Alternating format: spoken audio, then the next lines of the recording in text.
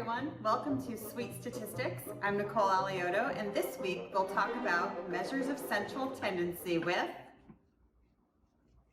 lemon ginger scones.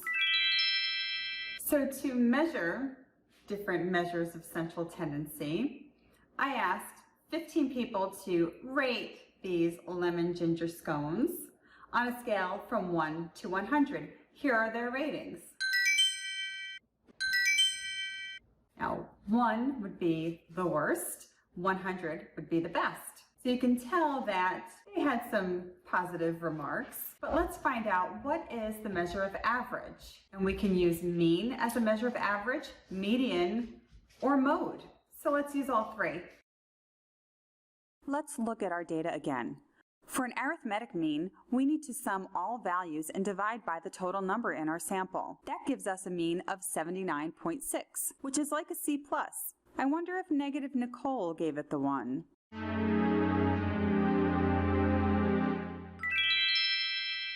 To compute the median, we can reorder the data and determine which value is at the midpoint, or we can find the location with a formula. For odd data, the number of values plus 1 divided by 2 gives us the location of the median. For our sample, the median is 87, which is like a B+. So if we use two different measures of average, we could be a whole grade apart. We'll talk about that more in a minute.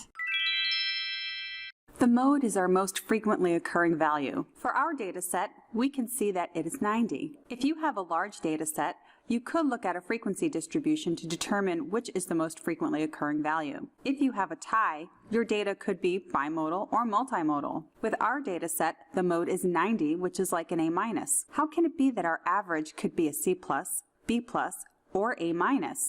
Which is the most accurate? When our data approximate a normal distribution, the mean equals the median equals the mode.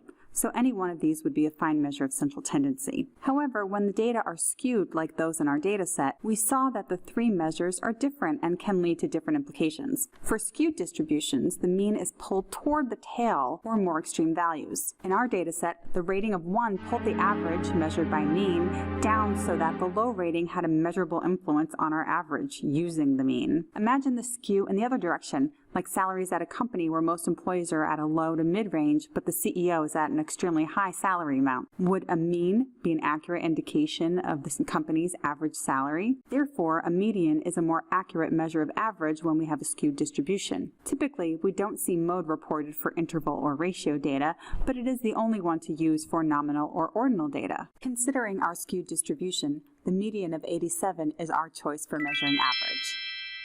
I hope you enjoyed our quick overview of measures of central tendency. I actually had a blunder with this scone recipe. I forgot to add the butter. So the recipe included with this video in the description box indicates butter optional. And believe it or not, they weren't too bad, as you can tell from the ratings. And without the butter, it'll save you a few calories as well. I suppose you can just add butter on top before you eat it if you like. I do recommend pairing the scone with a nice cup of chamomile tea. Don't forget to hit the like button and please subscribe to our channel so you don't miss another episode of Sweet Statistics.